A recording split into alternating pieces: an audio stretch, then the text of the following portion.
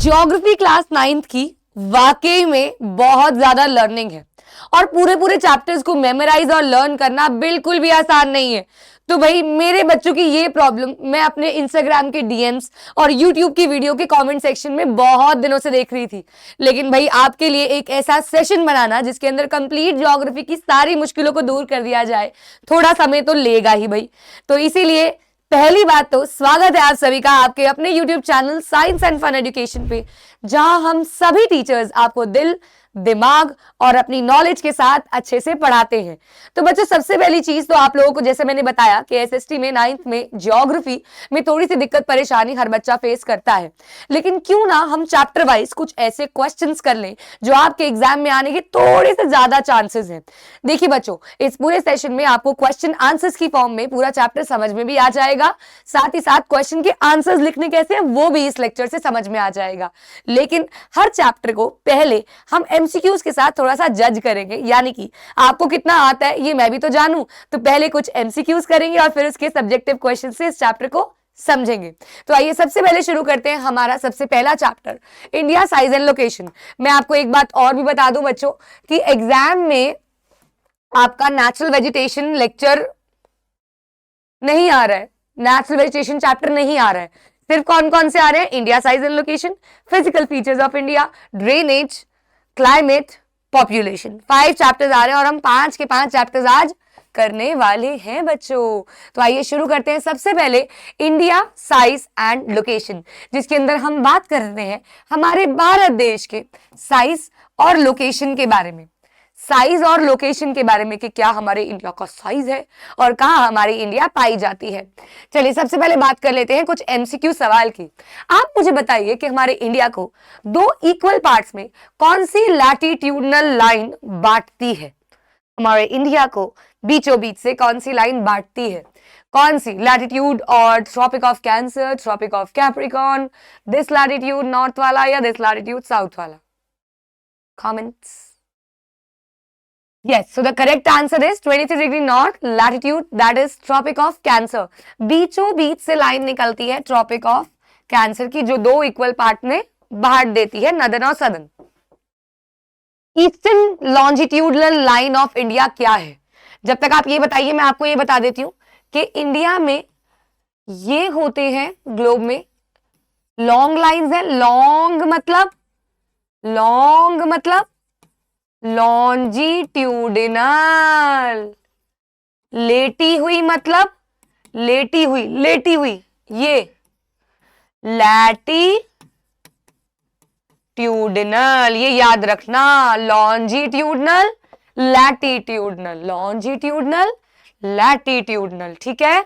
हमारा इंडिया कहां लाए करता है बच्चों इस ग्लोब में? पहली बात तो आपको पता होगा ये जियोइड शेप का होता है, हमारा इंडिया लाई करता है इस पोर्शन में, नदर्न ईस्टर्न में बच्चों, ठीक है, यहां लाई करता है। चलिए, तो क्या है eastern longitude? So it is 97.25 degree radians, 97 degree 25 radians. Okay,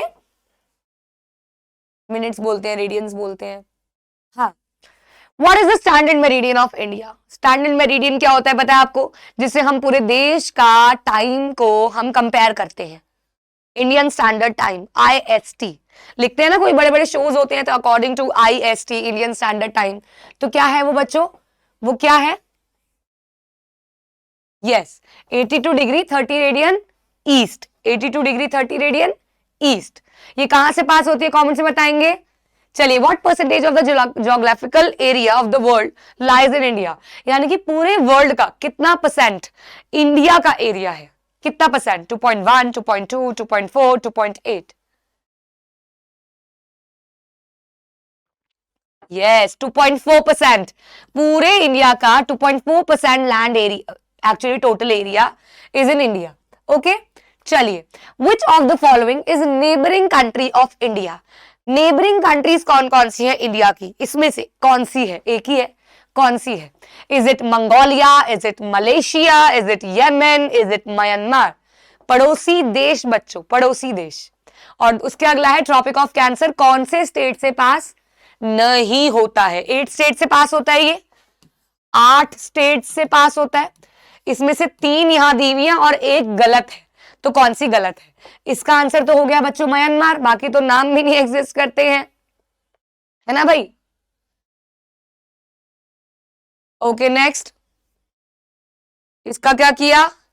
Goa, क्योंकि गुजरात भी है, राजस्थान भी है, एमपी भी है, गोवा। चलिए आप कुछ सब्जेक्टिव करेंगे जिससे आपको चैप्टर भी पूरा समझ में आ जाएगा। जैसे कि आपको यहाँ पे बताना है size and extent of India, यानी कि कितना फैला हुआ है इंडिया। तो पहली बात तो इंडिया 7th लार्जेस्ट कंट्री है पूरे वर्ल्ड में in terms of area. Area है 3.28 मिलियन स्क्वायर किलोमीटर का, जो कि वर्ल्ड के 2.4% को कंसिस्ट करता है। हमारे इंडिया का लैंड फ्रंटियर 15,200 किलोमीटर की लैंड बाउंड्री है। वही कोस्टल लाइन जो है वो 7516.6 किलोमीटर की है, जिसके अंदर Andaman and Nicobar islands and Lakshadweep islands भी इंक्लूडेड है। तो ये पूरा साइज बता दिया आपने, इनकी लोकेशन नहीं, साइज कितना बड़ा है, कितने परसेंटेज है, कितनी लैंड है, कितना कोस्टल लाइन है और कौन से नंबर पे आता है वर्ल्ड में। तो ये उसका साइज हो गया। ठीक है जी, अगला क्वेश्चन है explain why 82 degree 30 radian east an odd value, yes, has been chosen as the standard meridian of India. या फिर इसी का आंसर सेम रहेगा, लेकिन क्वेश्चन क्या आ जाता है? Sun rises 2 hours earlier in Arunachal Pradesh as compared to Gujarat in the west. East में जल्दी उगता है और वेस्ट में 2 घंटे late, but the watches show the same time. How does this happen? तो यहाँ पे भी सारा कंसेप्ट स्टैंडर्ड मेरिडियन का, आइए देखते हैं। The odd value has been chosen as the standard meridian because The longitudinal extent of India is this. हमें पता है longitudinal extent क्या है? 68.7 डिग्री, 68.7 डिग्री, ठीक है? एक second, 68.7 degree, okay. Now to 97.25 degree east. तो ये हमारा longitudinal extent है, longitudinal extent है through the centre of India, India के सेंटर से। It passes through Mirzapur. देखिए मिर्जापुर जो यूपी में है वो इंडिया का सेंट्रल पार्ट है, और वहां से निकलती है कौन? हमारी standard meridian. This enables us to overcome the difference of 2 hours. तो इसी के चलते इन दोनों में 2 घंटे का डिफरेंस देखा जाता है because of Indian standard time, यानी कि हमारे भारत देश का लॉन्जिट्यूडनल एक्सटेंट है और बीचों बीच से निकल रही है हमारी स्टैंडर्ड मेरिडियन। तो जहां से निकल रही है उस पॉइंट को क्या बोला जाता है? 82 डिग्री 30 मिनट्स ईस्ट, जो इनके बीच में लाए कर रहा है, जो इनके बीच में लाए कर रहा है, और इसीलिए उसको हमने यूज किया, चूज किया, और इसे हमने कहा Indian standard time. Okay, why is the difference between the durations of day and night hardly felt at Kanyakumari but not so in Kashmir? Kashmir तू मैं Kanyakumari, north south. The difference in the duration of the day and night, Kanyakumari and Kashmir are respectively due to their latitudinal locations. तो यहाँ पे कौन सी locations आ गई बच्चों? latitudinal. Kanyakumari located है closer to the equator and experiences a maximum difference of 45 minutes between day and night.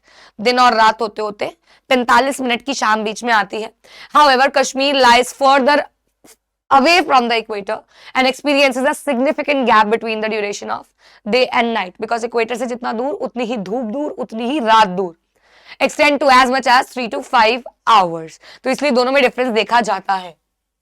अगला, What is a subcontinent? Subcontinent क्या है? ये एक distinctive, अलग geographical unit है which stands out distinctively from the rest of the region because of its larger size, varied climate and varied relief features. जैसे कि India में भी बच्चों हर तरीके का क्लाइमेट लाई करता है, बड़ा साइज है ना भाई, और अलग अलग रिलीफ फीचर्स भी है, माउंटेन्स भी है, रिवर्स भी है, डेजर्ट्स भी है। So countries that make up the Indian subcontinent are India at the center, Pakistan in the west, Nepal and China, Tibet in the north, Bhutan and Bangladesh in the east.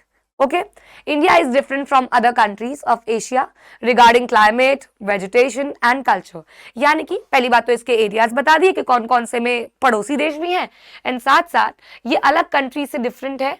हमारे यहाँ पे अच्छा climate, अच्छा मतलब variation of climate, variation of vegetation, variation of culture है।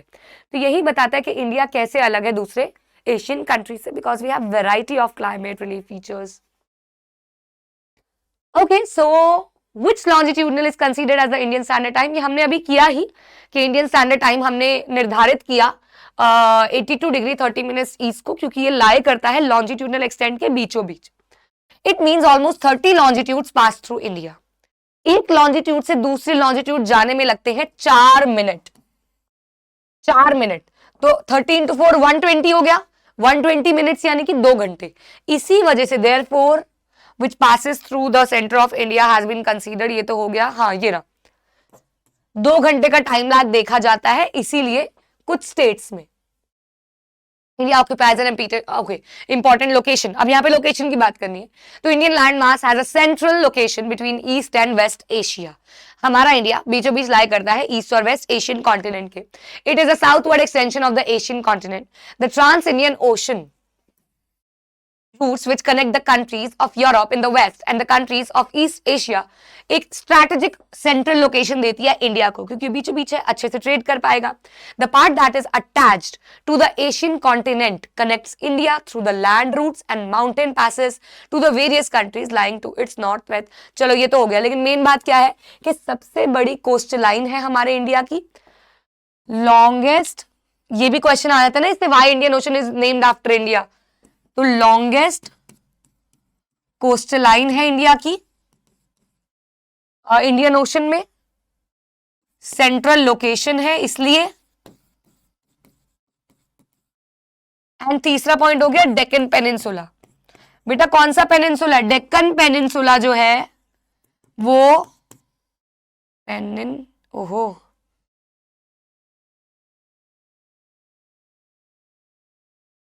Peninsula, Deccan peninsula जो है वो प्रोट्रूड करता है इंडियन ओशन में, यानी कि कंट्रीब्यूट करता है अपने प्लेट्यूज, अपने मिनरल्स, अपने resources. So that's it for India size and location. जल्दी से कमेंट में बता दीजिए आपको यहां तक सब क्लियर है। प्लीज एक बार जल्दी से कमेंट्स में बता दीजिए क्या आपको सब कुछ क्लियर है।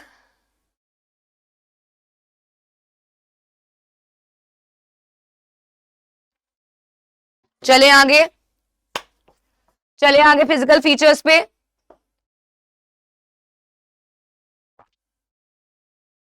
चलिए, physical features of India again one of the सबसे ज्यादा गंदा चैप्टर, क्योंकि इसके अंदर इतनी सारी रिलीफ फीचर्स हैं जिसको हमें मेमोराइज करना पड़ता है। देखिए बच्चों, अब यहाँ पे आप ये नहीं सोच सकते कि मैम हमें आप पढ़ा के बस हिंदी कर रहे हो। बेटा ज्योग्राफी है, मैं आपको समझाने की कोशिश कर रही हूँ। बाकी ज्योग्राफी में ना कुछ फैक्ट्स होते हैं, वो फैक्ट्स हमें मेमोराइज, रटने, लर्न करने ही पड़ते हैं, तो वो आपको लर्न करने पड़ेंगे। फॉर एग्जाम्पल डिफरेंस क्यों है।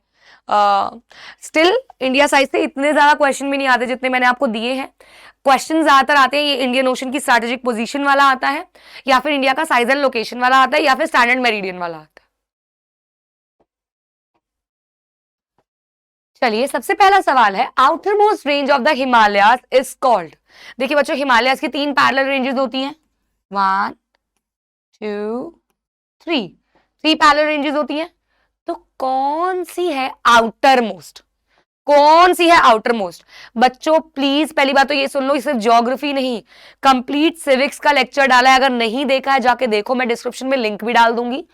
कंप्लीट इको के टॉप 15 सब्जेक्टिव्स डाले हैं, वो भी देख लेना, वो भी डिस्क्रिप्शन में डाल दूंगी। ये ज्योग्राफी है, इसके बाद हिस्ट्री आएगी, साथ ही साथ एक सैंपल पेपर कराया है अभी अभी, वो भी देख लेना, बहुत इंपॉर्टेंट है, important. Okay, so is it Himadri, is it Shivalik, is it Duns और is it Himachal? Outer most range, outer most range. भाई कमेंट करके बताओ, कमेंट करके, ऐसे नहीं चलेगा।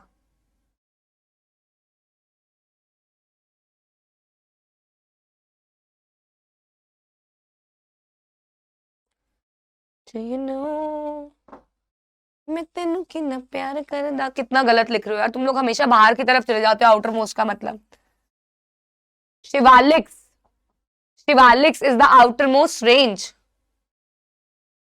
मीडियम बीच वाली हिमाद्री, फिर ऊपर वाली हिमाचल, और नीचे उसके होते हैं दून्स।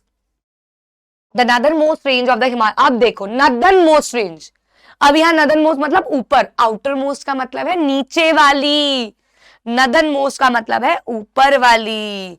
जहां पे कौन सी आएगी अभी मैंने आपको बताया, हिमाद्री। हिमाद्री मैंने ऊपर से ये बोल दिया था मिडिल वाली, गलती से इसको, हिमाद्री।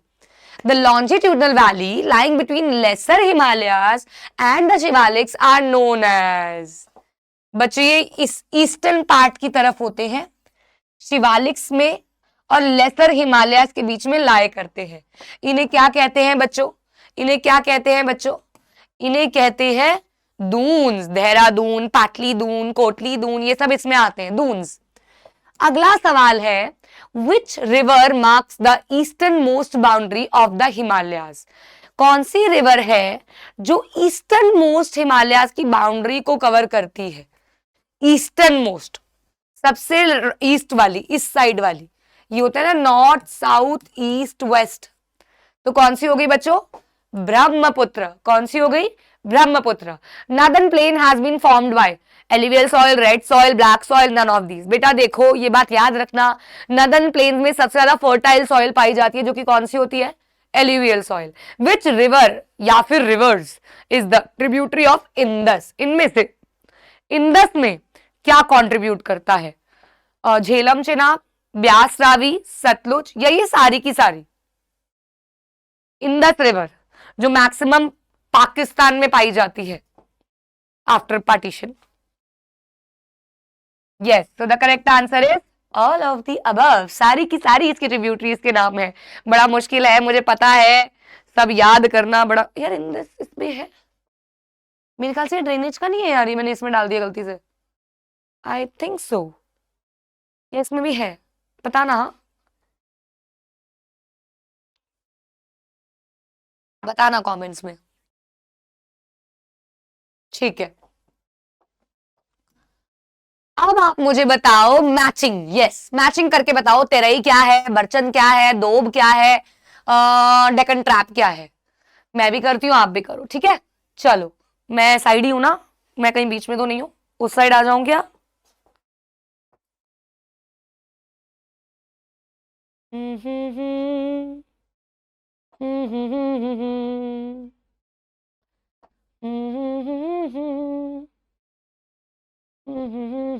अरे बहुत इजी है, बहुत इजी है मैचिंग, बहुत इजी है। देखिए बच्चों, बर्चन्स क्या है?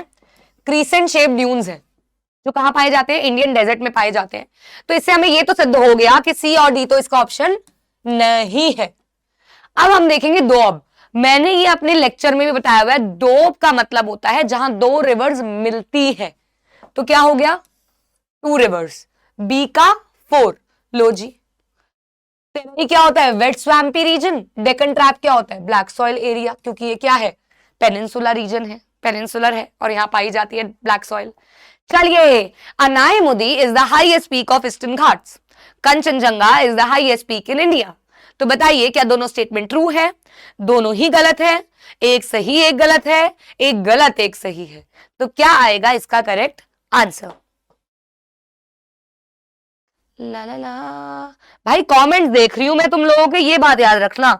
ये मत सोचना कि रिकॉर्डेड है, तो मैं अपने फोन में चला के सब कुछ देख रही होती हूँ कि तुम लोग क्या कर रहे हो, तुम लोग कैसे कर रहे हो।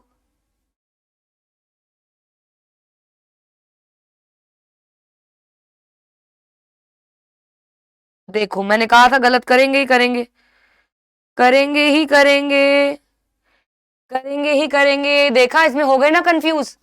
भाई पहली बात तो अनायमुदी वेस्टर्न घाट्स की है, याद रखना। अनायमुदी वेस्टर्न घाट्स की हाईएस्ट पीक है। ईस्टर्न घाट्स की है महेंद्रगिरी। महेंद्रगिरी स्पेलिंग नहीं मुझे पता, महेंद्रगिरी यही होगी, महेंद्रगिरी। ठीक है, तो इसके हिसाब से ए तो गलत हुआ लेकिन बी सही है। तो यानी कि 1 इज रॉन्ग, ये डी ऑप्शन है, sorry, 1 is wrong and 2 is correct. ठीक है, अनायमुदी वेस्टर्न घाट्स और ये महेंद्रगिरी ईस्टर्न घाट्स की होती है, तो इसलिए ए गलत हो गया। चलिए अब हम करेंगे थोड़े थोड़े क्वेश्चन इसके। सबसे पहले इस चैप्टर में आप लोगों को बताए गए हैं इसके मेजर फिजियोग्राफिक डिविजन्स, और कौन कौन से हैं वो बच्चों? Himalayan mountains, northern plains, peninsular plateau, Indian desert, coastal plains, island. मैं तुम्हें दिल से बताऊं तो एक क्वेश्चन इसमें सबसे ज्यादा इंपॉर्टेंट है कि कैसे ये फिजियोग्राफिक डिविजन्स इंटरडिपेंडेंट है। या फिर नदन प्लेन्स पे नोट लिखना, या हिमालय की 3 रेंजेस। बहुत तुम्हारी किस्मत खराब है तो बाकियों पे भी कुछ भी आ सकता है, कुछ नहीं कह सकते। मैं अपने एंड से फिर भी कुछ इंपॉर्टेंट लेके आई हूं। हिमालयन माउंटेन्स के बारे में लिख दीजिए। तो बच्चों हिमालयन माउंटेन्स यंग है अपना जियोलॉजिकली और स्ट्रक्चरली फोल्ड माउंटेन्स है, जो नदन एरियाज में काफी फैले हुए हैं, नदन पार्ट्स में काफी फैले हुए हैं। These mountain ranges run in a waste east direction. ध्यान से देखेंगे, मेरा मैप बहुत सुंदर बनाती हूं मैं मैप बहुत सुंदर बनाती हूँ, मेरी फोटो खींच के कोई स्टोरी पे नहीं डालेगा, लेकिन बस मेरा मैप देखोगे ना तुम, पेटेंट करवा रखा है मैंने, कोई और नहीं बना सकता। ये देखो मेरा मैप कितना सुंदर है, ये देखो ये मेरा मैप है, कितना सुंदर है, डेड बॉडी पड़ी होती है ना बिल्कुल वैसी। चलो नॉर्थ साउथ ईस्ट वेस्ट, तो क्या था, west east direction from Indus to Brahmaputra, ऐसे ऐसे गो करते हैं ये। The Himalayas represent the loftiest, loftiest मतलब स्नो बाउंडेड, बर्फ से घिरे हुए, and one of the most rugged mountain barriers of the world, क्योंकि ये बाहर की गंदी गंदी हवाओं को, जो हमारे एनवायरमेंट के लिए सही नहीं है, या कोल्ड विंड्स है, उनको आने से रोकते हैं, एज अ बाउंसर काम करते हैं। They form an arc which covers the distance of about 2400 kilometre. तो नदर्न साइड में पूरा 2400 किलोमीटर का एरिया ये माउंटेन्स कवर करते हैं। तो ये माउंटेन्स के बारे में हो गया।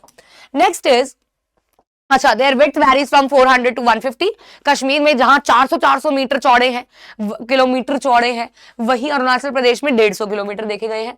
क्योंकि ईस्ट साइड तक आते आते कम हो जाते हैं ना, लास्ट रेंज हो जाती है। The altitudinal variation, height, altitudinal का मतलब क्या होता है, height, are greater in the eastern half than those in the western half. तो ईस्ट साइड पे थोड़े लंबे पाए जाते हैं, क्योंकि वेस्टर्न में है ही कम। सच में पूछो तो ये तो सारा आपका गुजरात वाला सारा वेस्ट एरिया आ गया, तो है तो उससे ऊपर ही पहाड़ थोड़े, तो इसलिए कम है उधर, इसलिए ईस्टर्न में ज्यादा है लंबे। ओके, नाउ हिमालयाज की डिविजन्स क्या है? डिविजन्स है regional based on river valley, Punjab Himalayas, ये पेपर में कम आता है, स्टिल मैंने इसको फ्लो चार्ट में आपको दे दिया। पंजाब हिमालयाज लाई करते हैं इंडस से सतलुज रिवर, आर इज फॉर रिवर। कुमाऊं हिमालय सतलुज से काली, इंदस से शुरू कर दो, याद कर लो, इंदस से सतलुज, सतलुज से काली, काली से तिस्ता, तिस्ता से दिहांग, ये लाइन याद कर लो।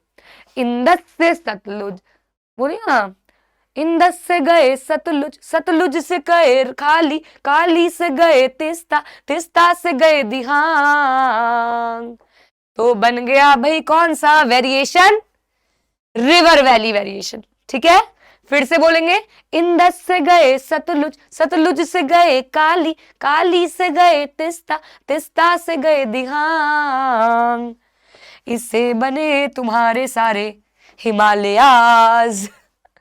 ठीक है जी, चलिए, और इसके बाद आते हैं आपके पैरेलल डिविजन्स, पैरेलल लेटे हुए डिसीजंस, जैसे कि हिमाद्री, हिमाचल, शिवालिक्स। ये कौन सी है, नदन मोस्ट है, ये बीच वाली है, और ये आपकी आउटर मोस्ट है, ये आपकी आउटर मोस्ट है। ठीक है, तो पंजाब, कुमाऊं, नेपाल, असम। देखो मैंने यहाँ पे ये आपको रेंजेस दे दिए, हिमाद्री, हिमाचल, शिवालिक।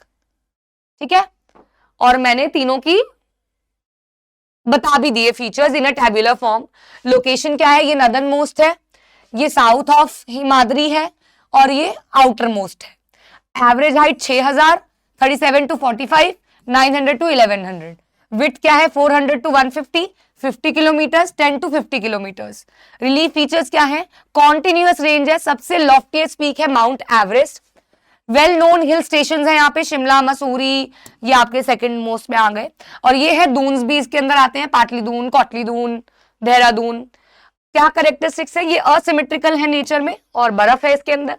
ये रेंज में mainly high compressed and altered rocks पाए जाते हैं, जैसे कि पिरपंजल रेंज है यहाँ पे, धूला, धौलाधर है, ये ना मैप में भी आ जाते हैं यार, मैप में भी आ जाते हैं।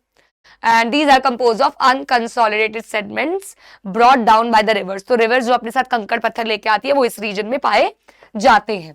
ठीक है बच्चों, तो इससे आपको समझ में आ जाएगा, इस टेबल से आपको कोई गलती नहीं मिलेगी। मैं इस पे से सारी ये अनोशन भी हटा देती हूँ ताकि आपको साफ सुथरी ये वाली स्लाइड तो मिले।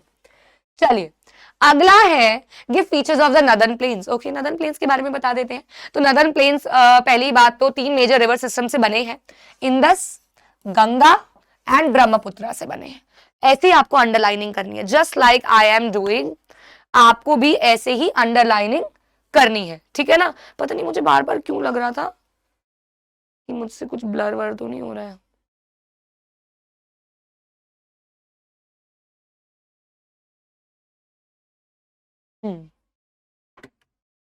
नाउ ये अराउंड 7 लाख स्क्वायर किलोमीटर के एरिया में फैली हुई है। The plain being about 2400 kilometre long and 240 to 340 kilometre broad. तो ये बहुत बड़ा एरिया है बच्चों। ये एलुवियल सॉइल से बनी होती है, बहुत ही फर्टाइल सॉइल होती है ये, और इसके दो वेरिएंट्स भी हैं, भांगर और खादर।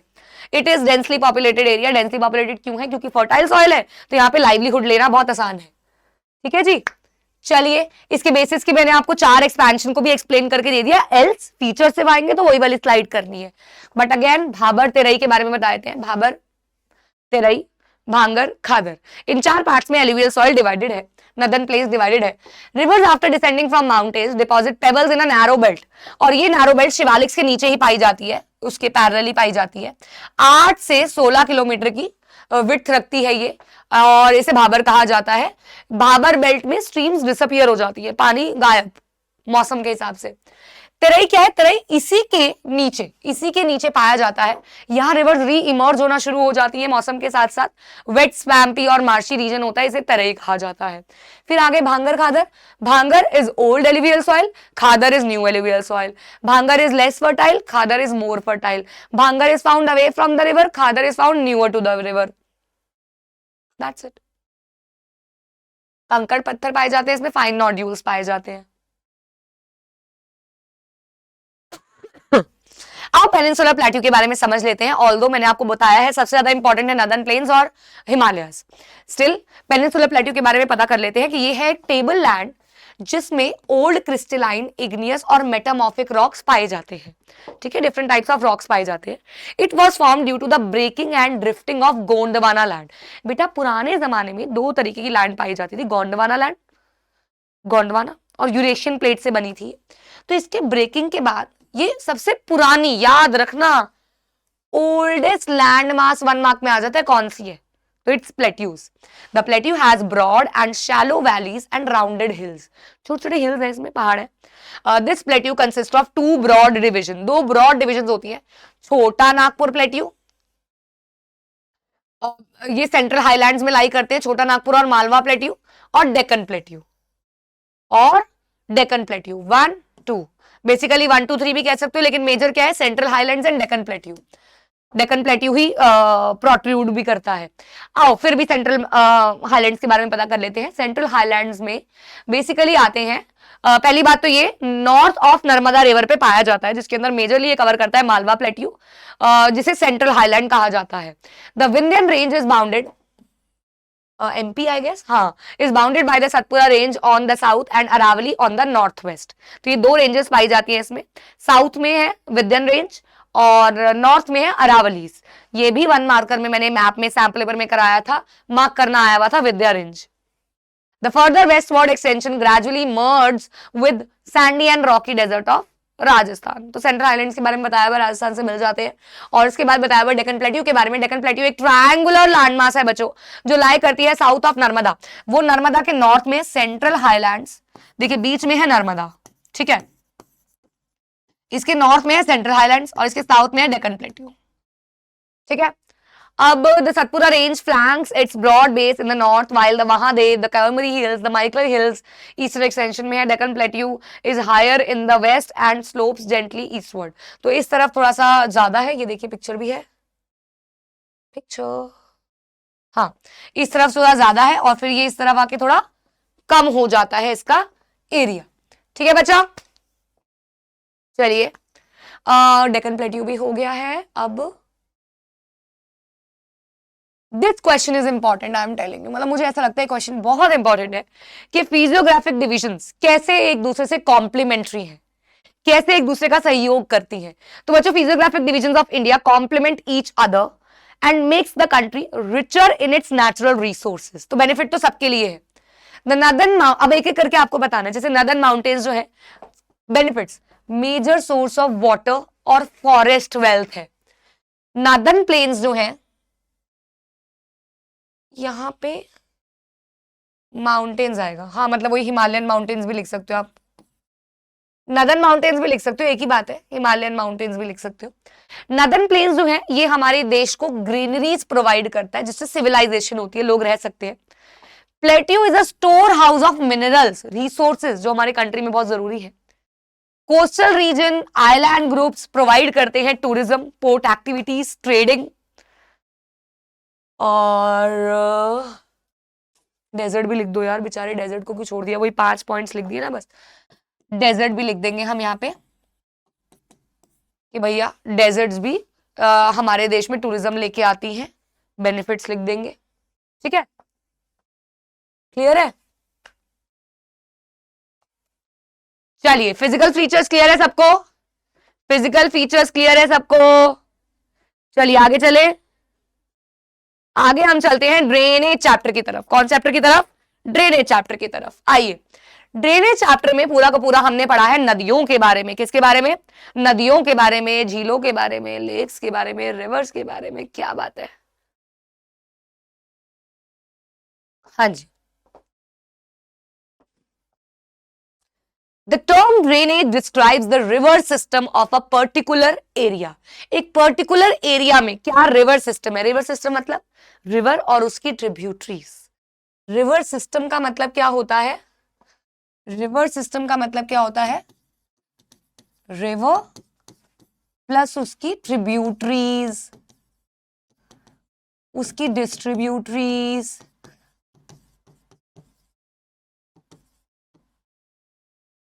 ट्रिब्यूटरीज कौन सी होती है? जो रिवर में कंट्रीब्यूट होती है। डिस्ट्रीब्यूटरी कौन सी होती है? जो रिवर बटता है आगे, डिस्ट्रीब्यूट हो जाता है, वो डिस्ट्रीब्यूटरीज होती है। Area drained by a river system is called drainage basin. World largest drainage basin is Amazon river.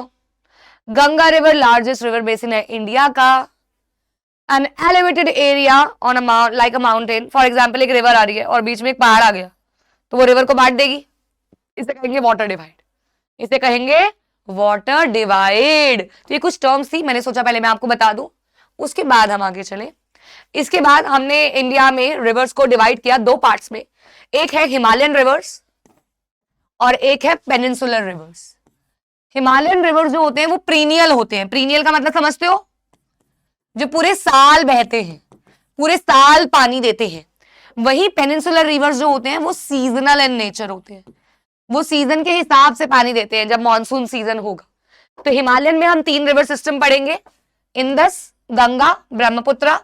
और पेनिनसुलर रिवर्स में नर्मदा, तापी, गोदावरी, महानदी, कृष्ण, कावेरी। ठीक है, ये सारे इसके टाइप्स है, Himalayan reverse and peninsular reverse. Okay, clear? चलिए आगे चलते हैं।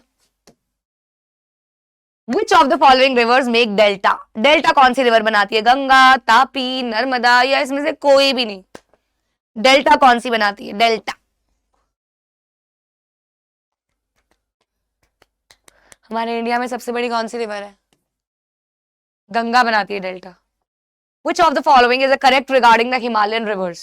They are very short, they are perennial, they make estuaries, या none of these?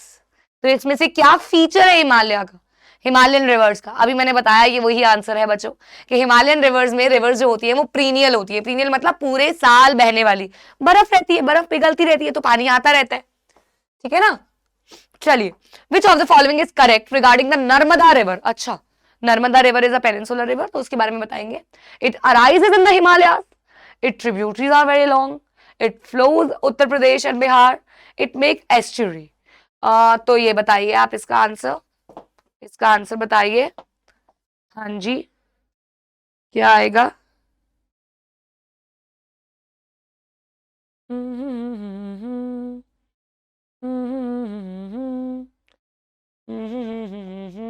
जिसको नहीं पता बच्चों एस्चुरी क्या होता है, बेसिकली रिवर का जो फ्रेश वाटर होता है ना,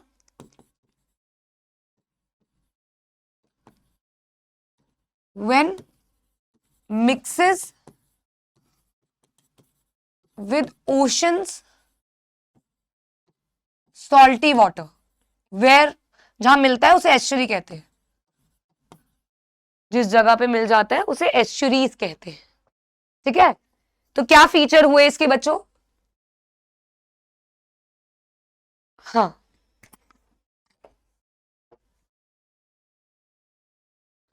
और ये बात बिल्कुल ठीक है बच्चों, ये एस्चुरीज बनाते हैं, क्योंकि बच्चा देखो ये यूपी और बिहार कहां से आ गया? मैंने आपको बताया कि पेनिनसुलर रीजन जो होते हैं, रिवर्स जो होते हैं, वो जनरली आपके सदर्न ट्रॉपिक ऑफ कैंसर से नीचे पाए जाते हैं, पेनिनसुलर रीजन में ही पाए जाते हैं, जो सराउंडेड बाय वाटर है ना। यूपी सराउंडेड बाय वाटर, ऊपर आ गया, बिहार इधर आ गया, तो कहां से होगा यहाँ पे? तो ये रॉन्ग है। हिमालयाज में भी अराइज नहीं होते क्योंकि वो हिमालयन रिवर्स होते हैं, और ना ही इनकी ट्रिब्यूटरीज बड़ी लंबी लंबी होती है क्योंकि इनके एरियाज ही शॉर्टर है। विच of the following is the longest peninsular river? Longest peninsular river कौन सा है? ये तो याद भी होना चाहिए बच्चों। Among all the peninsular reverse the longest is Godavari. Longest is Godavari. If I am not wrong it's 1500 kilometre long, if I am not wrong, मेरे से गलती नहीं हो रही है तो। हाँ, चलिए डिफरेंस कर लेते हैं हिमालयन और पेनिनसुलर रिवर्स में। जैसे कि मैंने आपको बताया, हिमालयन रिवर्स जो होते हैं वो पीरियड होते हैं, पूरे साल पानी बहता है, और ये सीजनल होते हैं, जब रेन वाटर आएगा, मानसून आएगा, तभी ये पानी करेंगे। ये थोड़े लंबे होते हैं और ये थोड़े छोटे होते हैं। गलत हो गया ना वो, देखो, they are mostly flown through unstable areas, जैसे कि रग्ड एरियाज, लेकिन ये स्टेबल एरियाज क्योंकि फ्लैटलैंड्स होती हैं। दे परफॉर्म हाई इरोजन, काफी सॉइल इरोजन करते हैं, लेकिन इसमें ऐसा कुछ नहीं होता क्योंकि लार्ज स्केल पे नहीं है, लंबे नहीं है ये, इसलिए। आप फिर इसमें एग्जाम्पल्स भी दे सकते हो, इसमें एग्जाम्पल और इसमें एग्जाम्पल दे सकते हो पेनिनसुलर और हिमालयन रिवर्स का। इंदस, ब्रह्मपुत्र, गंगा, और इसमें गोदावरी, कृष्णा, महानदी, ऐसे आप लिख सकते हो। ठीक है, चलिए अब हम बात करेंगे role of rivers in water in economy. तो बच्चों देखिए, सबसे आसान क्वेश्चन है, रिवर्स की इंपॉर्टेंस बतानी है, तो ये तो आप बना के भी लिख सकते हो, ये तो आप बना के भी लिख सकते हो। तो यहाँ पे आपको रिवर्स की इंपॉर्टेंस बतानी होगी। स्टिल मैंने आपको पॉइंटर्स दे दिए कि हेल्प्स इन इरिगेशन, ये पॉइंटर्स हैं। नेविगेट करने में हेल्प करता है, इलेक्ट्रिसिटी जनरेट करता है, एग्रीकल्चर में इरिगेशन के लिए पानी देता है, और अर्बनाइजेशन में काफी हेल्प करता है। लोग जब रहने आते हैं तो उनके लिए हेल्प करता है। फिर भी इसको मैंने सेंटेंसेस में भी दे दिया है कि रिवर वाटर देता है इरिगेशन के लिए, फर्टिलिटी देता है सॉइल को, नेविगेशन के लिए यूजफुल है, हाइड्रो इलेक्ट्रिसिटी, पानी से इलेक्ट्रिसिटी जनरेट करने में हेल्प करता है, टूरिज्म जनरेट करता है, वेरियस डोमेस्टिक यूजेस के लिए पानी लेते हैं, फिशरमैन के लिए लाइवलीहुड इकट्ठित करता है, और ये क्लाइमेट को भी मॉडरेट करने में हेल्प करता है क्योंकि जिस जगह नदी है, रिवर है, उसके आसपास क्लाइमेट जो है वो मॉडरेट रहता है। ठीक है, चलिए इंदस रिवर सिस्टम के बारे में हम बताएंगे। उसका सोर्स क्या है? तो सोर्स क्या है? The river Indus rises in Tibet near the lake of मान सरोवर। तो सबसे पहले आपसे क्या पूछा हुआ है? सोर्स, कि कहां से इंदस आती है? तिब्बत से, मानसरोवर लेक के पास, पाकिस्तान। एनी ट्रू ट्रिब्यूटरीज, तो ट्रिब्यूटरीज हमने पीछे ऑप्शन में पढ़ी, बहुत सारी थी बच्चों, नुब्रा, शोक, हुंजा, सतलुज, ब्यास, रावी, झेलम, चेनाब, जस्कर। कुछ पाकिस्तान में है तो कुछ इंडिया में भी है इनकी ट्रिब्यूटरीज। इंदस वाटर ट्रेटी क्या है बच्चों? Indus water treaty, according to the regulations of the Indus water treaty, India can use only 20% of the total water area carried by the Indus river system. Indus के river में जितना भी पानी है उसका 20% सिर्फ इंडिया यूज कर सकती है क्योंकि majorly river is in Pakistan after partition. This water is used for irrigation in the Punjab, Haryana, southern and the western parts of Rajasthan. तो इन तीन जगहों पे इस इंदस का पानी इस्तेमाल किया जाता है फॉर इरिगेशन पर्पसेस. तो पाकिस्तानी सरकार ने इंडियन सरकार के साथ एक ट्रेटी साइन करी जिसे कहा गया इंडस वाटर ट्रेटी, जिसके अकॉर्डिंग मात्र 20% पानी हम इंडस रिवर का इस्तेमाल कर सकते हैं. क्लियर बच्चा? चलिए, describe the 3 main features of the Ganga river system. Ganga river system के बारे में 3 मेन फीचर्स बताने. लॉन्गेस्ट है, 2500 किलोमीटर्स है, एंड मेनी ट्रिब्यूटरीज जो दोनों तरफ से जुड़ती हैं गंगा रिवर में. डेंड्रेटिक ड्रेनेज है. डेंड्रेटिक आपको वैसे ड्रेनेज पैटर्न्स कट चुके हैं बट जिसके डेंड्रेट्स निकलते हैं, ऐसे ऐसे ट्रिब्यूटरीज निकलती जाती है इनकी. गंगा गंगोत्री ग्लेशियर से ओरिजिनेट होती है एंड साथ ही साथ ये जाती है भागीरथी. फिर ये जहां मिलती है Alaknanda at Devprayag in Uttarakhand At Haridwar, the Ganga emerges from the mountains to the plains. Haridwar the holy place, वहां पे माउंटेन्स का पानी प्लेन्स में जुड़ता है, इसे हरिद्वार घाट कहा जाता है। Okay, economic benefits of lakes करेंगे, रिवर्स के हमने कर लिए, लेक्स के अब हम करेंगे। Lakes are artificial rivers, right? You know, stagnant water होता है, रिवर्स में फ्लोइंग वाटर होता है और लेक्स में स्टेगनेंट वाटर होता है।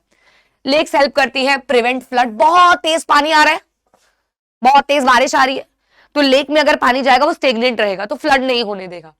Also during the dry season lakes help करता है फ्लो ऑफ वाटर को रखने में, ये भी इमरजेंसी में हाइडल पावर जनरेट कर सकता है। फिशरीज के लिए काफी इंपॉर्टेंट है, क्लाइमेट को मॉडरेट करने में काफी इंपॉर्टेंट है, ब्यूटी ऑफ स्टेट काफी डेवलप करता है। और Dal lake and Naini lake at Nainital example है। जय उदयपुर में बहुत सारे, उदयपुर को तो कहते भी सिटी ऑफ लेक्स है, तो वहां बहुत सारी लेक्स है, बहुत सारी। Okay, have you heard about Dakshin Ganga? Dakshin Ganga is Godavari, the largest peninsular river.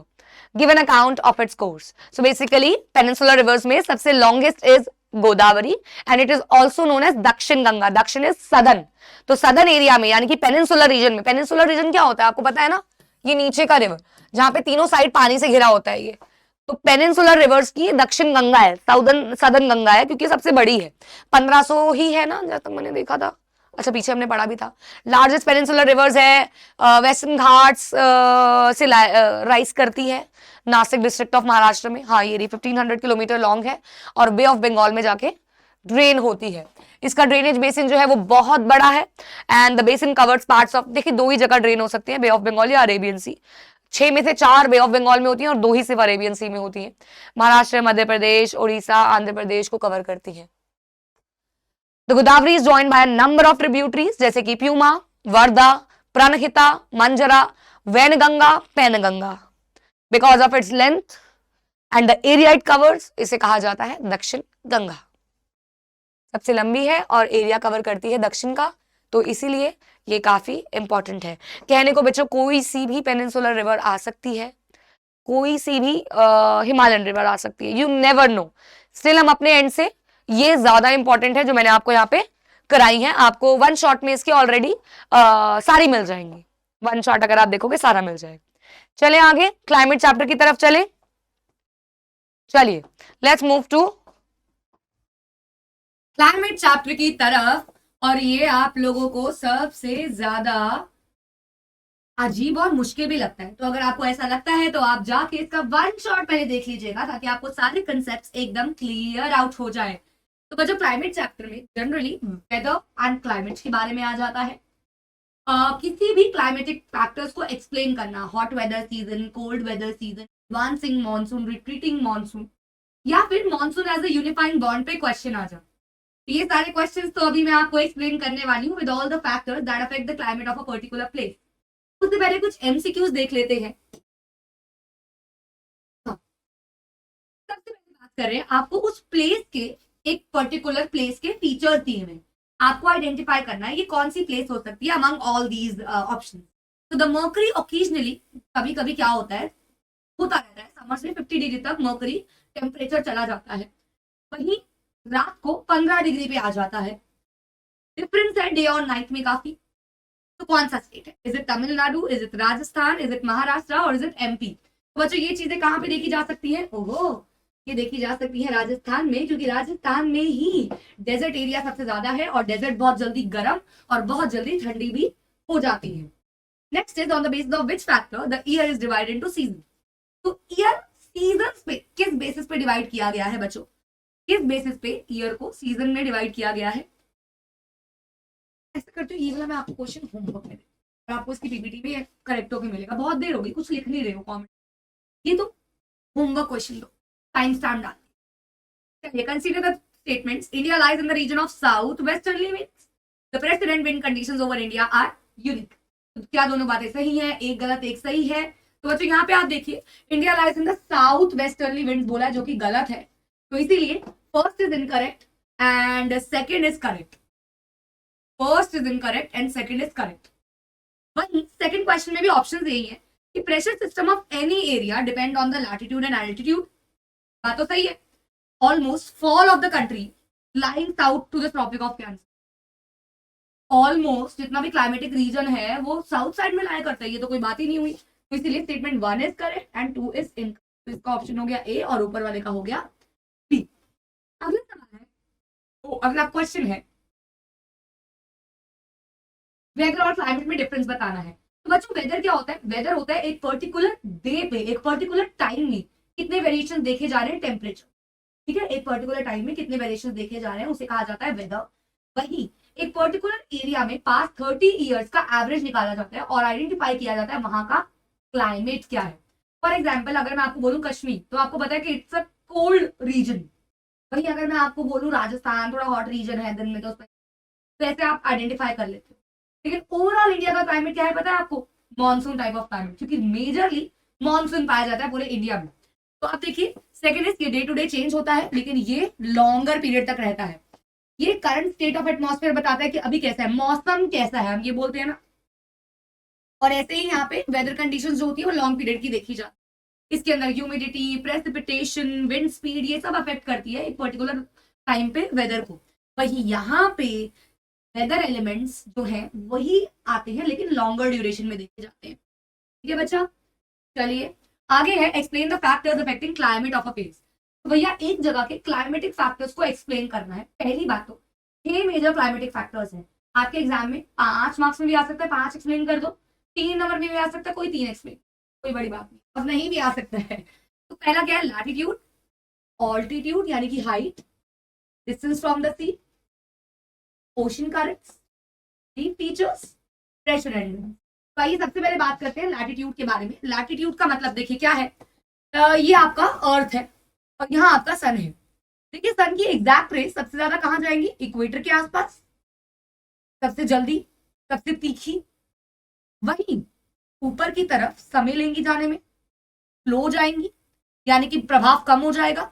तो इसीलिए इक्वेटर के पास का जो एरिया है वहां सनलाइट और वार्मथ ज्यादा होती है। एलिवेशन का मतलब होता है बच्चों ऑल्टीट्यूड। ऑल्टीट्यूड यानी कि हाइट। जितना हम हाइट पे जाते हैं टेम्परेचर जो होता है वो डिक्रीज करता है, टेम्परेचर जो होता है वो डिक्रीज करता है। Next is ocean currents. Ocean currents का मतलब जो भी ओशनिक वेव्स हैं, जो ठंडी है, कोल्डर वेव्स हैं, वो टेम्परेचर को कम करवाएंगी। वही जो वार्मर वेव्स हैं, because of disturbance in their bed layers, जो वार्मर है वो वार्म करेंगी, टेम्परेचर को गर्म करेंगी। वही wind, that is pressure and winds. Pressure and winds क्या कहते हैं? अगर वार्म हवा है, वार्म हवा भी नहीं बोलूंगी मैं, ह्यूमिडिटी से भरी हुई हवा है, तो वो कोल्डर करेगी, क्योंकि वाटर इंटेंसिटी है, वाटर है उसमें, वाटर रिटेंशन है। वही जहां ह्यूमिडिटी नहीं है, वो ड्राई रीजन से आ रही है, तो वो हवा क्या रहेगी, वो टेम्परेचर क्या करेगी, गर्म करेगी। रिलीफ फीचर्स में क्या हो गया? Land, mountains. अब माउंटेन्स क्या है? माउंटेन्स जो है वो एयर को फेंकने में हेल्प करते हैं, which condense moisture and cause rainfall. तो रेनफॉल से टेम्परेचर डिस्टर्ब होता है। चलिए आगे है how monsoon act as a unifying bond. Monsoon कैसे पूरे देश को यूनिफाई करके रखता है? तो सबसे पहले तो बच्चों मॉनसून का एक रिदमिक साइकिल है, एक रिदम है उसमें। स्पेशली एग्रीकल्चर में कैलेंडर्स तक चलते हैं कि कब क्रॉप को सो करना है, कब क्रॉप को हार्वेस्ट करना है, वो डिपेंड करता है rainfall of a particular place. अब इनकी रिदम बिगड़ रही है because of global warming, so many factors, but still इनमें रिदम होता है, जिसकी वजह से बहुत सारे सीजन भी कंडक्ट होते हैं। एंड इसी फिनोमिना की वजह से इंडिया में एक कनेक्टिविटी आती है, people depend on rainfall, they enjoy festivals based on, festivals भी ये प्रमोट करता है बेस्ड ऑन रेनफॉल। अगला सवाल है features of hot weather season. देखिए अगर कोल्ड वेदर आ जाए तो उसका उल्टा क्या है? High temperature, low temperature, low humidity, high humidity, low humidity. The most prominent feature is significantly elevated temperature चला जाता है, 50 भी चला जाता है। Due to dry conditions humidity levels होते हैं वो कम होते हैं। एंड हीट वेव्स यानी कि गर्म हवाएं, काफी गर्म हवाएं नॉर्दर्न एरियाज में चलती हैं, जिसकी वजह से राइज करता है। डस्ट स्टॉर्म्स, मिट्टियां उड़ती हैं बच्चों, नॉर्दर्न वेस्टर्न एरियाज में because of strong wind, local hot wind जिसे लू कहा जाता है, लू चलती है गर्मियों में, वैसे again temperature was too much. ये हॉट वेदर सीजन के फीचर्स हो गए। अगेन कोल्ड वेदर सीजन के फीचर्स आपको पता होने चाहिए, एडवांसिंग, कब मानसून आता है और कब मानसून जाता है, स्टेट्स मंथ्स वाइज आपको वो पता होना चाहिए, ठीक है, मंथ्स वाइज आपको पता होना चाहिए। तो this is climate one shot again available है, climate one shot by Reema ma'am, मजा आ जाएगा। अब करते हैं पॉपुलेशन, क्योंकि डिलीट हो गई, कोरियोलिस फोर्स डिलीट हो गई, western cyclonic disturbance, extreme delete हो गई, एल नीनो डिलीट, ईएनएसओ डिलीट हो गई। कोरियोलिस फोर्स अगर आपके है तो मैं बता दूं, Coriolis force is the apparent force applied by the earth. Earth जब रोटेट ऐसे से रोटेट करती है, यू अंजलिका बंजाली की जैसे मूवी चलती है, रोटेट कभी ऐसे नहीं करती अर्थ। अर्थ रोटेट अपनी एक्सिस पे भी कर रही है और ऑर्बिट पे भी कर रही है, तो वो कहीं ना कहीं ऐसे घूम रही है, यूं तो डोली ऐसे ऐसे घूम रही है। और जब वो ऐसे घूम रही है, ये देखिए, जब वो ऐसे घूम रही है तो प्रेशर लग रहा है, ये देखिए प्रेशर लग रहा है, यहाँ पे कोई खड़ा हो, यहाँ पे थप्पड़ पड़ेगा उसको धड़ाम, प्रेशर, मैं दिल में हूँ। तो ये जो प्रेशर लगाती है इसे कोरियोलिस फोर्स कहा जाता है। क्या कहा जाता है? Coriolis force, apparent force applied by the applied on earth rotation. ये देख लो मेरे बालों के यहाँ पे डिजाइन बने, देख रहे आप। पहले पॉपुलेशन की बात कर लेते हैं बेटा, अपडेटेड सिलेबस के अकॉर्डिंग। पहली बात तो पॉपुलेशन में बहुत कम सिलेबस बचा है, अपडेटेड सिलेबस के अकॉर्डिंग एनसीईआरटी की लाइन बाय लाइन एक्सप्लेनेशन डाल दी गई थी यूट्यूब पे, वन शॉट देख लेना। Again population one shot by Reema ma'am, NCERT वाला देखना, एनसीईआरटी लाइन बाय लाइन बिल्कुल अपडेटेड सिलेबस के अकॉर्डिंग है, ठीक है जी। चलिए सबसे पहले टेबल लगा दिए, टेबल आपको इतनी हेल्प करने वाला है क्योंकि पॉपुलेशन से 1 मार्कर्स इस टेबल से काफी बन जाते हैं। जैसे कि यहाँ पे आपको सब कुछ सिद्ध कर दिया। देखिए कोरोना की वजह से 2021 में सेंसस ही नहीं आया, ना आपकी लेटेस्ट किताबों में उसका कोई रिजल्ट आया है, इसलिए 2011 के सेंसस के अकॉर्डिंग जो भी डेटा है, highest popular state, most popular state, least popular state, population density, literacy rate, इस सब आपको एक टेबल में डाल के दे दिया है। मोस्ट टोटल पॉपुलेशन क्या है हमारे इंडिया की? 1210.6 million. Most popular state is Uttar Pradesh, least popular state is Sikkim, state with highest population density. Population density का मतलब होता है number of person living per unit area और से लिविंग पर स्क्वायर किलोमीटर। 1 किलोमीटर में कितने लोग रहते हैं, ये वैरी करता है बच्चों। जहां बिहार में सबसे ज्यादा है वहीं अरुणाचल प्रदेश में सबसे कम है। लिटरेसी रेट 74.8 है, 08 है, मेल की 82.14 है, वही फीमेल की 65.46 है out of all. Sex ratio 943। State with highest literacy rate is Kerala and lowest literacy rate is Bihar. चलिए बताइए भाई, migration change the number, distribution and composition of population in which place? Place of departure, arrival, दोनों या कहीं भी नहीं। जब एक पर्सन माइग्रेट, माइग्रेशन का मतलब होता है एक जगह से दूसरी जगह जाना, किसी भी पर्पज से, पढ़ाई के लिए, जॉब के लिए, शिफ्ट होने के लिए, उसे माइग्रेशन के। तो जब माइग्रेशन होगी, फॉर एग्जाम्पल आपके स्कूल में आप क्या करते हो, एक सेक्शन से दूसरी जगह शिफ्ट लेते, सेक्शन ए से बी में चले गए, तो क्या होगा, ए में बच्चे कम हो जाएंगे और बी में एक बच्चा बढ़ जाएगा, तो दोनों जगह पे इफेक्ट करेगा बच्चों, दोनों जगह पे, अराइवल पे भी डिपार्चर पे। एवरेज डेंसिटी पॉपुलेशन क्या है इंडिया की? इंडिया की पॉपुलेशन डेंसिटी क्या है बच्चों? याद करने वाला क्वेश्चन है, 382 पर्सन स्क्वायर किलोमीटर पर square kilometre. Least populate state कौन सा है? अभी हमने पीछे टेबल में देखा। देखिए बच्चों, दिमागदार होगा, ये तो मैंने स्क्रिप्ट लिया है, लेकिन दिमागदार होगा तो ऑप्शन में यूपी भी देगा ताकि बच्चा कंफ्यूज हो जाए कि यूपी हाईएस्ट है और सिक्किम लोएस्ट है। ये मैप में ही प्लॉट करने आ जाते हैं, हाईएस्ट पॉपुलर स्टेट या लीस्ट पॉपुलेशन डेंसिटी वाला स्टेट मार्क कर दो ऐसे। ओके, असर्शन रीजन में कह रहे हैं migration with in the country is internal migration, ठीक है, कंट्री टू कंट्री अगर हम जा रहे हैं तो इंटरनल माइग्रेशन है। हाँ, कंट्री टू कंट्री होती है, ये तो हम स्टेट टू स्टेट जा रहे हैं, विद इन द कंट्री बोल रहे हैं। रूरल पॉपुलेशन लगाती है पुष्पा, आगे आएगा, लेकिन मैं अभी आपको बता रही थी 2 तरीके के फैक्टर्स होते हैं बच्चों। एक होता है पुश फैक्टर, धक्का मारना, एक होता है पुल फैक्टर। पुश फैक्टर बोले तो पुश, दूर जा, फिर पीछे मत पड़, जी कहीं का, फिर पीछे पीछे घूम रहा है। पुश फैक्टर का उनमें से वाइब नहीं आ रही।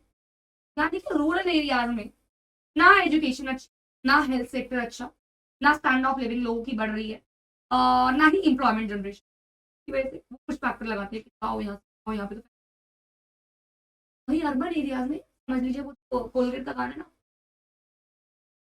बस बस आओ ना। तो अर्बन एरियाज अपने फैसिलिटी से पास आओ कहते हैं, यानी कि पुल फैक्टर लगाते हैं कि हमारे यहाँ आओ, एजुकेशन है, हमारे यहाँ आओ, हेल्थ अच्छी है, हमारे यहाँ आओ, स्टैंडर्ड ऑफ लिविंग बेहतर है, एम्प्लॉयमेंट है, बेटर अपॉर्चुनिटीज है। तो क्या लगाती है वो पुल फैक्टर। तो दोनों बातें बिल्कुल सही है बच्चों। क्यों? विद इन द कंट्री कर रहे हैं और यहाँ पे भी रूरल अर्बन में जा रहा है, तो स्टेट टू स्टेट ही तो जा रहा है बच्चों। चलिए, what factors affect the population density. अब एक जगह पे लोग कम या ज्यादा क्यों होंगे? अगर वहां पे माउंटेन टेरेन खराब होगा, रेनफॉल कम हो रही होगी, लेस फर्टाइल लैंड हो, सारी की सारी बातें अफेक्ट करेंगी ना पॉपुलेशन डेंसिटी। इसमें से कौन सा कंपोनेंट पॉपुलेशन ग्रो करवाता है, ग्रोथ में हेल्प करता है? Literacy rate, sex ratio, birth rate या पॉपुलेशन डेंसिटी? बच्चों, पॉपुलेशन ग्रोथ या चेंज में हेल्प कौन करता है, मतलब कंट्रीब्यूट करता है? Birth rate. क्योंकि अगर बर्थ रेट बढ़ेगी तो पॉपुलेशन ग्रो करेगी। क्या आप जानते हैं 1981 was the year of demographic divide. Demographic divide का मतलब क्या होता है? इस दौरान जो पॉपुलेशन थी वो कंट्रोल में आ गई थी। दो कारण थे, people were getting educated about family planning, people were getting educated. Secondly, बहुत सारे डेथ रेट में भी कंट्रोल है बिकॉज ऑफ इलाज जो निकल रहे थे। ओके, अडोलेसेंट पॉपुलेशन कौन से ईयर्स की होती है? 10 से 19 साल के बच्चे अडोलेसेंट पॉपुलेशन में आते हैं, जिनको सबसे ज्यादा न्यूट्रिशन की नीड होती है, जिनको सबसे ज्यादा एडवाइस की नीड होती है, हेल्थ वाइज भी और मेंटली, मतलब mentally and physically both. Now census क्या है? सेंसस क्या है बच्चों? ये कोऑर्डिनेट करवाई जाती है नेशनल सैंपल सर्वे ऑर्गेनाइजेशन के द्वारा हर 10 साल में। पहली सेंसस हुई थी बच्चों 1872 में, फर्स्ट सेंसस। लेकिन बच्चों ये ना सेंसस गलत हुई थी, मतलब कंक्लूजन वाज नॉट बेटर। तो first complete census, official census हुई थी 1881 में। ये सेंसस में सर्वे किया जाता है जिससे बहुत सारे फैक्टर सामने आते हैं कि पॉपुलेशन कितनी है, उसकी डिस्ट्रीब्यूशन कैसी है, सेक्स रेशियो क्या है, लिटरेसी रेट क्या है, ऑक्यूपेशनल स्ट्रक्चर क्या है। ऑक्यूपेशनल स्ट्रक्चर वैसे आपके में 5 नंबर का क्वेश्चन हुआ करता था, डिलीट हो गया है। तो ये पता चलता है कि एक पॉपुलेशन प्राइमरी में है, प्राइमरी सेक्टर में, सेकेंडरी सेक्टर में, या फिर टर्शरी सेक्टर। किस सेक्टर में है पॉपुलेशन पता चलता है। ठीक है जी, चलिए, डेंसिटी ऑफ पॉपुलेशन मैंने बता दिया है, जिसमें पर स्क्वायर किलोमीटर में कितने लोग रह रहे हैं। इसके अकॉर्डिंग मैंने आपको पीछे ये भी बताया था कि हाईएस्ट कौन सा है, बिहार, एंड लोएस्ट कौन सा है, सिक्किम। ठीक है, which state in India has the highest population and which has the lowest population? The highest population is UP and lowest is Sikkim. क्या ऐसे फैक्टर्स हैं जो ये बताता है कि एक पर्टिकुलर पॉपुलेशन इतनी अनइवनली डिस्ट्रीब्यूटेड क्यों है? कैसे डिस्ट्रीब्यूशन अफेक्ट करेगा? एक जगह का ज्योग्राफिकल फैक्टर, जैसे कि एक पर्टिकुलर जगह का क्लाइमेट, वहां की फर्टाइल सॉइल या लैंड, वहां पे अवेलेबिलिटी ऑफ वाटर है कि नहीं है, वहां पे रिसोर्सेज है कि नहीं। अगर अच्छे होंगे तो पॉपुलेशन ज्यादा होगी, जैसे नदर्न एरिया। इकोनॉमिक फैक्टर्स में कौन से आ गए? Geographical, economic and social factors होते हैं। तो ज्योग्राफिकल में तो सारे आ गए, लैंड एरिया वगैरह वगैरह। इकोनॉमिक में आ गए कि वहां पे इंडस्ट्रियलाइजेशन कैसी है, वहाँ अर्बनाइजेशन कैसी है, वहाँ एम्प्लॉयमेंट अपॉर्चुनिटीज कैसी है। तीसरा आ गया सोशल, सोसाइटी कैसी है, कल्चरल सिग्निफिकेंस है कि नहीं, आपके कल्चर को कहीं कोई क्वेश्चन तो नहीं कर रहा, सब फ्रेंडली है ना, कल्चर फ्रेंडली है ना।